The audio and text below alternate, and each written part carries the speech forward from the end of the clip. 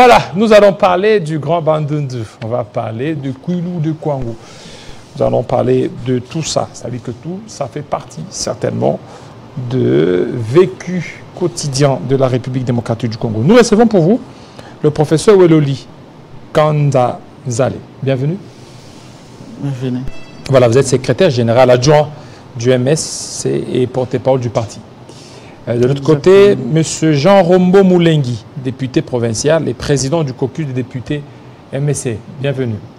Merci beaucoup. Voilà, alors, le parti a effectué une tournée au niveau de Kwilu, au niveau des Kwango. Qu'est-ce qu'on peut retenir d'abord de cette tournée? Merci beaucoup pour votre pertinente question. Je voudrais d'abord, premièrement, dire ceci que effectivement, l'autorité morale de notre parti, Laurent Batumona, a effectué une tournée dans le Kwango et dans le Kwilu, comme vous venez de le dire.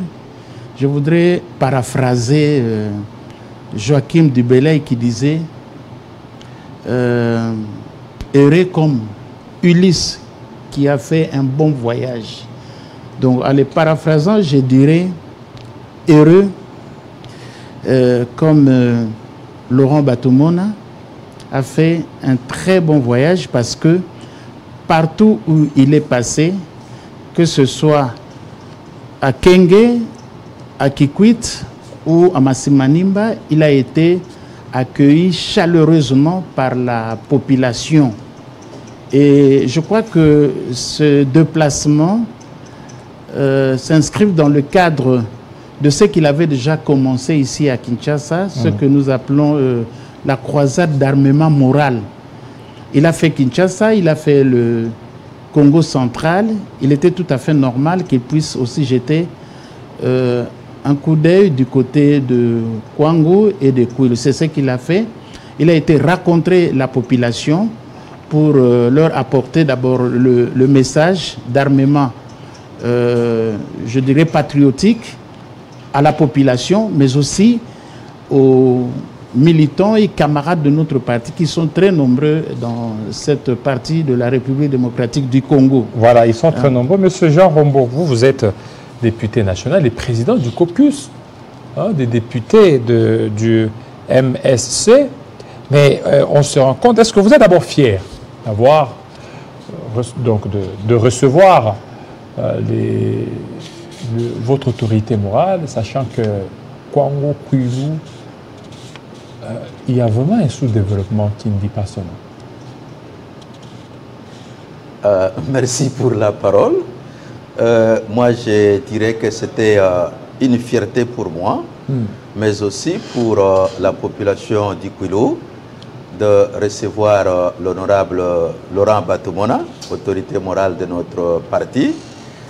Fier, pourquoi? Parce que contrairement à d'autres politiciens qui parlent de réalité du pays ici dans des bureaux climatisés de Kinshasa, lui a voulu palper ces réalités. Au fait, aller à la base, recueillir les doléances de la population pour les remonter ici au niveau de décideurs.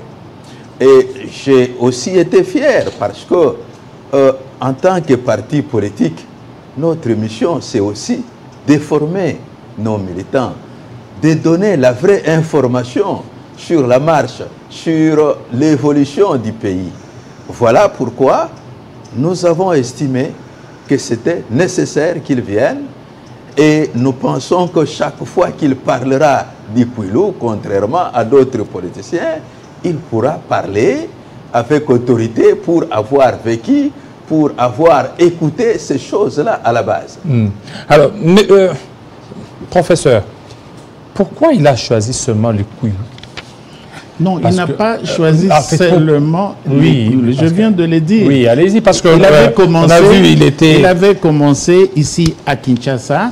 Il est allé au Congo central où il a, disons, été presque partout dans le Congo central. Maintenant, il va... Et tout ça, c'est quoi? C'est quoi l'objectif de ça? Mais l'objectif, je crois qu'il vient de vous dire, c'est de palper du doigt certaines réalités du terrain. Ce n'est pas une pré-campagne, là? Non, non, non, non. Nous ne sommes pas encore dans la pré-campagne, qui n'a pas encore commencé, mais nous savons tous, ça, on ne peut... Ce serait un secret de polichinelle. Nous savons tous que nous nous préparons pour les élections. Vous n'êtes pas allé tâter la popularité du président? Non, il avait commencé un travail, mais oui aussi, parce que nous avons profité de l'occasion. Il a profité de l'occasion pour pouvoir demander à la population, c'est vrai, au mois de décembre, ce sont les élections, de réserver un vote massif au président de la République pour tout ce qu'il est en train de faire pour la population de ce coin-là. Vous savez que c'est vrai qu'il y a des problèmes, des difficultés, mais il y a aussi des solutions qui sont en train d'être trouvées. Je parlerai par exemple de Kwilu, où à Kikwit, il y a de travaux importants d'électrification qui sont en train d'être faits, qui sont vraiment suffisamment avancés. Quand vous allez là-bas, vous trouverez qu'il y a partout des poteaux qui sont déjà montés, il y a de câbles, et je pense que dans très peu de temps, cette ville de Kikwit va être électrifiée. Donc, c'est aussi une manière de pouvoir faire voir à la population le travail que est en train d'abattre le président de la République. Voilà, Monsieur Jean Rombaut, vous êtes député. Alors, qu'est-ce que vous pouvez certainement donner comme défense au président de la République, parce que vous êtes député, vous êtes proche certainement de cette base, pour parler des réalisations du président, pour que les habitants de Kwilu et de Kwango fassent confiance certainement à l'autorité morale de votre parti politique et aussi au soutien de votre parti politique? Effectivement, comme je le disais tout à l'heure,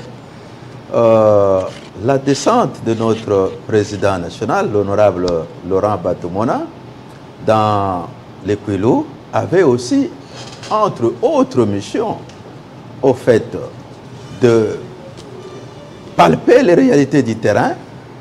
Mais pourquoi les palper? Parce que nous savons que bientôt nous allons aller aux élections.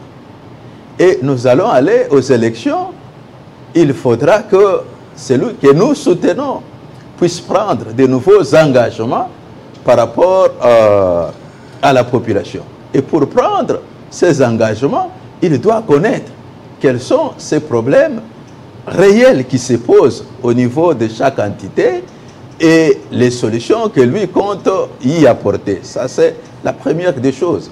La deuxième des choses, il fallait justement que notre autorité morale, en tant que l'un des collaborateurs du chef de l'État, descende d'écouter la population kwiloise.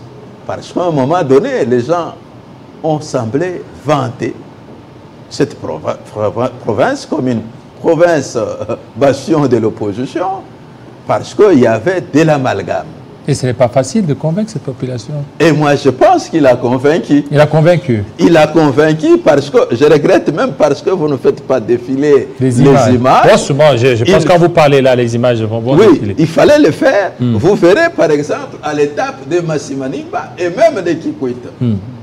Le président a, au fait, organisé un meeting interactif où il a fait intervenir en plein meeting la population, contrairement à d'autres leaders qui ont peur. Mais lui a bravé. Il a commencé par demander, d'abord expliquer pourquoi il soutenait le président de la République. Parce qu'il a démontré qu'en dépit des difficultés qu'il a connues au début avec la coalition qui les avait créées au départ, mais l'homme a dit quand même faire certaines réalisations. Il vous a parlé, par exemple, de ce projet d'envergure du barrage de Kakobola qui était pratiquement arrêté. Mais aujourd'hui, lorsque vous allez à Kikwit, vous verrez que c'est une réalité parce qu'il y a des cabines de transport qu'on est en train de déposer partout. Et il fallait justement qu'on explique. Vous n'avez pas eu de résistance parce que des résistances, tout à l'heure, vous l'avez dit, c'est connu que Kwilu serait le bastion de l'opposition. Mais l'arrivée, là, ça ne nous a pas un peu créé un peu la frousse, la peur? La peur, non. Non, pas du La tout. peur, non. Parce que... Oui, mais parce que c'est considéré comme bastion de l'opposition. Non, c'était. C'était. Considéré comme ce n'est plus. Considéré. Parce que Actuellement, la tendance est inversée. je vous donne un cas d'exemple. Il y a 2 ou 3 semaines, des leaders de l'opposition actuelle qui sont passés, qui ont osé aller après nous. Ben, demandez mais ils ont été interdits, non? Demandez à vos collègues. Mais ils ont été interdits. Non, pas interdits. On les a interdits de tenir des conférences. Non, pas vrai. Je vous donne le cas de mon territoire, Massimanimba. Un de ses opposants est arrivé. On lui a dit, allez-y, là où vous aviez organisé votre activité. Il est allé, mais il s'est retrouvé en face pratiquement de 10 membres du parti. 10 membres, mais on a vu une foule. Non. Une foule en liesse. Non, pas une foule. Et il n'a même pas, quand il a vu qu'il n'y avait pas de monde qui l'attendait, il s'est énervé. Il est allé à Kikwit. À Kikwit, on a voulu faire l'amalgame. Mais le maire, vous avez vu les écrits, a fini par clarifier la situation en disant à ses leaders d'aller tenir son meeting. Contrairement à nous qui avons été dans des stades. Mais monsieur a été organiser ces réunions politiques mais ça n'a dans pas les été... petites salles. Oui, mais ça n'a pas été facile. Hein? Ça n'a pas été facile. Vous ne favorisez en fait le pouvoir, n'a pas su vrai. Favoriser l'opposition de se mouvoir comme il se doit. C'est pas vrai. Non, non, je crois pas. Ah, oui, c'est vrai que oui, professeur. Je voudrais compléter. C'est vrai qu'il y a vraiment une population en liesse. Une population qui s'est évertue même à féliciter le président de la République à travers l'autorité morale du parti Laurent Batumona, tout simplement parce qu'aujourd'hui, par exemple à Massimanim, le plus grand nombre d'enseignants sont mécanisés. Ils sont mécanisés. C'est grâce à Laurent Batumona ou c'est grâce à... Non, non, ils sont en train de féliciter la politique du président de la République. Mais cette population est quand même très exigeante parce qu'elle a demandé, ça c'est vrai, elle a demandé à Laurent Batumona de pouvoir s'approprier les leaderships parce qu'il voudrait, connaissant son sérieux, ses vertus, ils lui ont demandé de pouvoir s'approprier les leaderships pour pouvoir, dans les jours qui viennent, piloter tous les projets du développement parce qu'il croit en lui. C'est comme ça que cette population mais il est à la tête d'une grande entreprise. Hein. Mais c'est vrai, il est à la tête d'une grande entreprise, mais ils auraient voulu qu'il puisse encore, en plus de cela, mener d'autres actions, connaissant son sérieux, connaissant ses vertus en tant qu'homme sérieux, de pouvoir piloter d'autres projets bancables qu'il pense que ça serait chose faite. Et d'ailleurs, je voudrais aussi ajouter que dans son séjour, il en a profité pour annoncer l'arrivée très prochainement, au mois de juillet, fin juillet, du président de la République, qui voudra aussi... aller faire quoi là-bas ? Descendre. Il est dans son pays, il pourra palper certaines réalités, certainement. Il prendra tout son temps pour pouvoir peut-être prendre d'autres engagements directement avec la population. Il a annoncé ça. Donc la population est en liesse. Je crois que cette population se prépare depuis ce temps-là et se prépare à pouvoir accueillir un jour le président de la République. Et comme on a dit fin juillet, je pense qu'il en sera le cas. Voilà. Monsieur le député, qu'est-ce qui est prioritaire là-bas au niveau de Kwilu et Kwango? Dans les Kwilu, il y a quand même certaines questions qui préoccupent la population. C'est notamment le problème de l'électricité. Qui n'a toujours pas été résolu. Qui est en train d'être résolu. Par exemple, pour les Kwilu, il y a le barrage de Kakobola qui va desservir une grande partie. Il y a dans le Kwango l'extension de la ligne qui va de Bukangalonzo jusque dans la ville de Kenge. Alors, nous avons aussi dans la ville de Kikwit un problème des érosions qui menace, notamment dans la commune de Lukemi, et aussi certaines routes dans la ville de Kikwit intercommunales, telles que la route qui va vers un grand quartier qu'on appelle Kanzombi qui est coupé. Ce sont des problèmes qui nécessitent que l'autorité gouvernementale s'y penche le plus vite possible. Et puis, je voudrais ajouter que parmi les thématiques abordées, par rapport aux problèmes qui se posent sur place, il y a aussi le problème de l'insécurité. Il n'a pas voulu garder un mutisme sur ce problème-là. Il en a parlé. Il en a parlé en ce qui concerne l'insécurité, mais je crois qu'il est allé un peu plus loin parce qu'il a fait des propositions. Il voudrait que dans le tout prochain jour, qu'on organise un dialogue entre les différentes tribus de la contrée pour que les gens puissent vivre finalement dans l'harmonie comme c'était par le passé.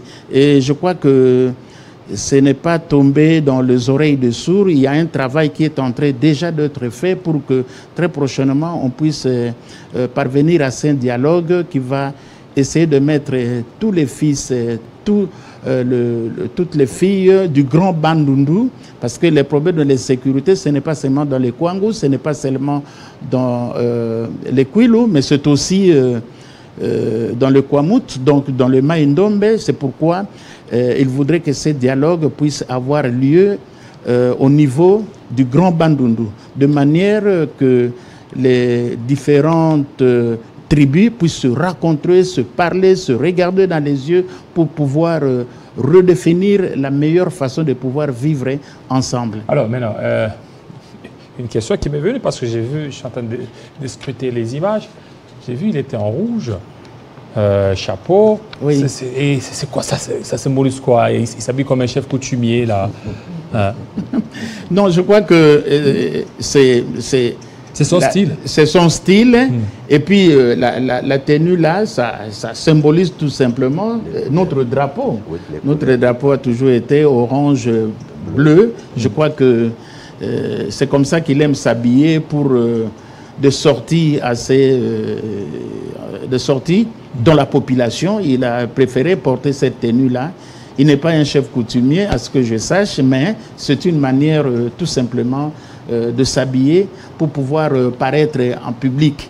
Et vous voyez que de cette manière-là, il sort un peu de l'ordinaire et tout le monde peut facilement le voir et pourquoi pas le raconter. C'est comme ça qu'il y a eu même de ces interactions faciles entre lui et la population. Monsieur Rambo, il est là, on l'a vu. Derrière lui, il y a l'effigie du chef de l'État. Est-ce que si l'opposition faisait ça, vous ne voyez pas qu'on crierait certainement à une pré-campagne? Pré-campagne? Oui, non. Mais il y a l'effigie du chef de l'État, on l'a vu, il est là. Derrière. C'est une façon pour nous d'affirmer notre appartenance à l'Union sacrée. Il n'est un secret pour personne que le MSC, c'est un parti membre de l'Union sacrée. Est-ce que vous êtes bien servi à l'Union sacrée? Nous sommes bien servis, sinon nous serons déjà partis. À part les postes de l'ODEP, quel autre poste MSC? En fait, nous, ce n'est pas les postes qui nous intéressent. Nous, ce qui nous intéresse, c'est servir la population. Et puis, on a vu d'autres partis politiques, vous êtes en alliance avec eux, je vois. Oui, effectivement. ADDC, ACR. C'est pour vous montrer que Laurent Batumona n'est pas que président du MSC. Il est membre de l'Union sacrée, mais aussi il y a d'autres partis qui sont dans le même regroupement que nous. Quoi de plus normal qu'eux aussi viennent assister à ces activités organisées par le président de notre regroupement, qui est l'honorable Laurent Batumona. Mais nous pensons que pour nous, je reviens à la question que vous aviez posée, puisqu'elle est très importante.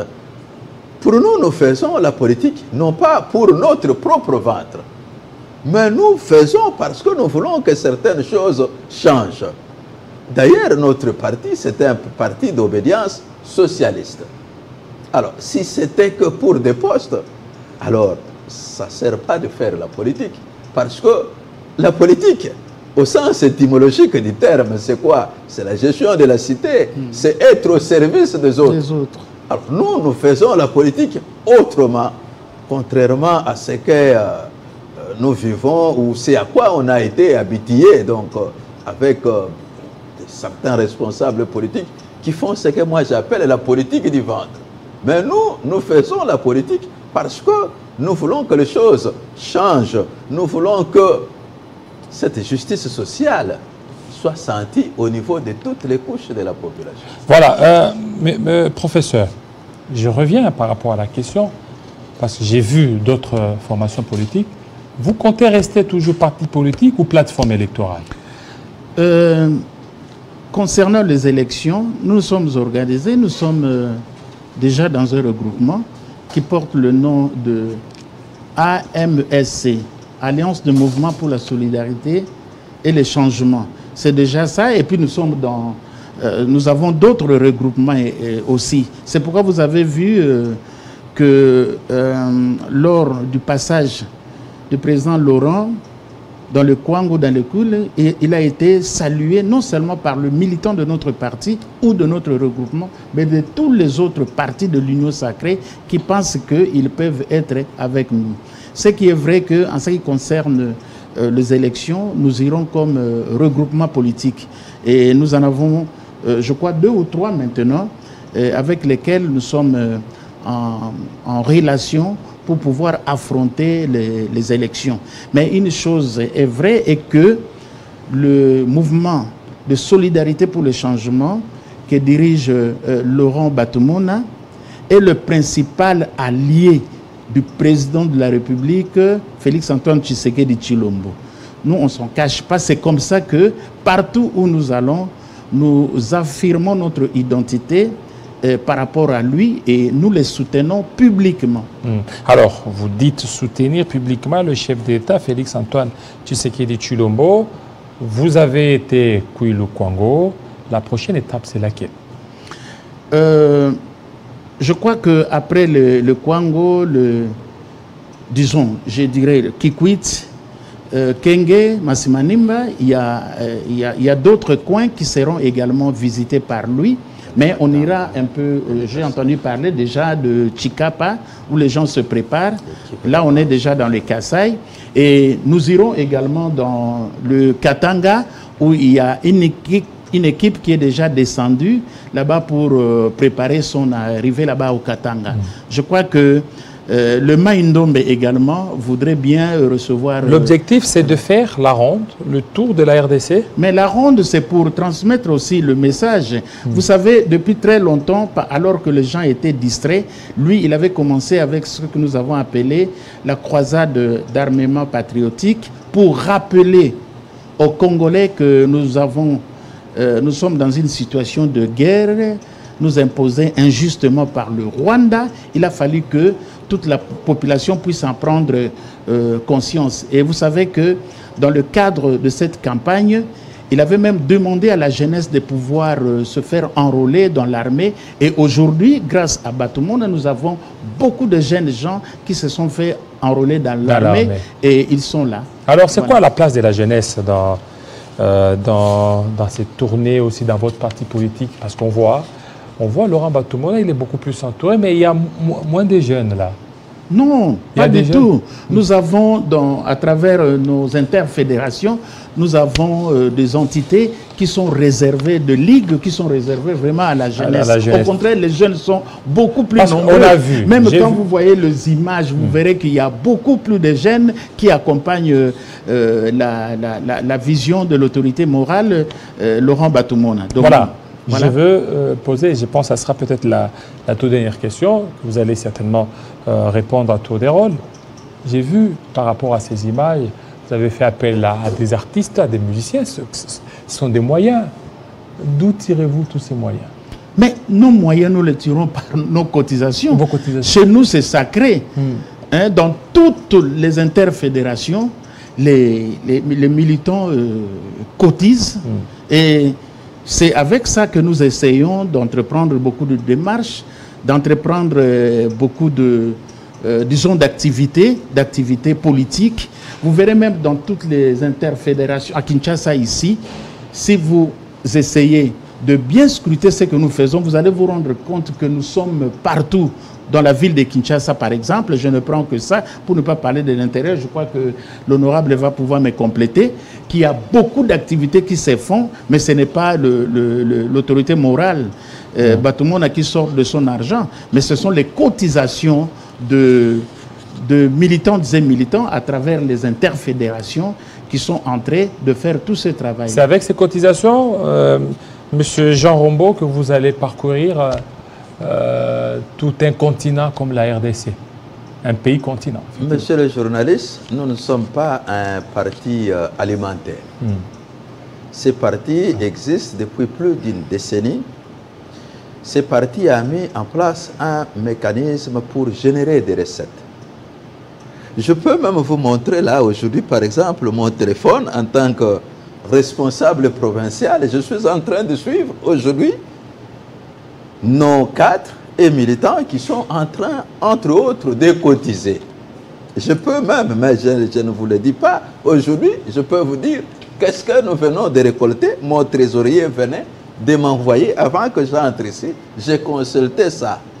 Nous sommes organisés, nous avons des cadres, nous avons nos militants, nous avons certaines activités qui génèrent des recettes pour nous.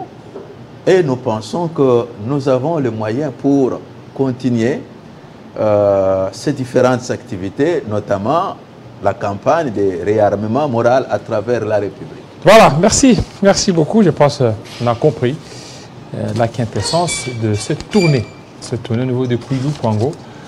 On est encore là, on attend très prochainement Chikapa et aussi d'autres provinces. Appelez aussi les médias. Il faut que les médias aussi soient là pour se couvrir.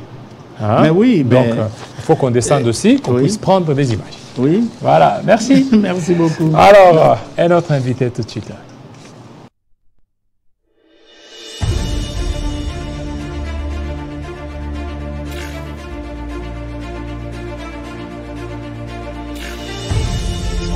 D'aggraver les conséquences.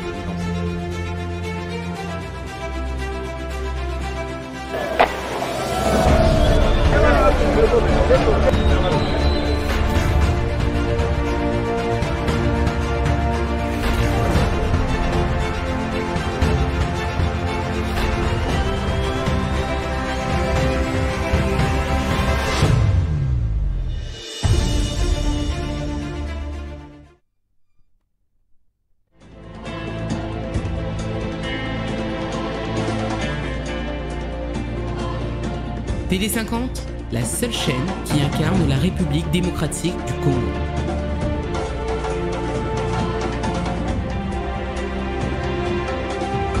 Télé50, simplement congolais.